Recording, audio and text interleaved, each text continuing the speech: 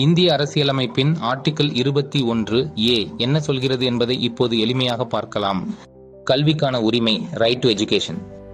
நாட்டின் 6 வயது முதல் 14 வயது வரை உள்ள அனைத்து குழந்தைகளுக்கும் அரசு இலவசமாகவும் கட்டாயமாகவும் கல்வி வழங்க வேண்டும். அதாவது இவ்வயது குழந்தைகள் பள்ளிக்கு போக வேண்டும் என்றும் அரசு அவர்களுக்கு கல்வியை வழங்க கடமைப்பட்டுள்ளதாக சட்டம் கூறுகிறது. ஆர்டிகிள் 21A இந்திய அரசியலமைப்பில் 86வது திருத்தச் சட்டத்தின் மூலம் சேர்க்கப்பட்டது. இது 2009இல் நடைமுறைக்கு வந்தது. அரசு பள்ளிகள் முழுமையாக இலவசமாக கல்வியை கொடுக்க வேண்டும். தனியார் பள்ளிகளும் 25% இடங்களை பொருளாதார ரீதியில் பின்தங்கியோருக்கு ரைட் டு எஜுகேஷன் ஆக்ட் 2009 படி ஒதுக்க வேண்டும்.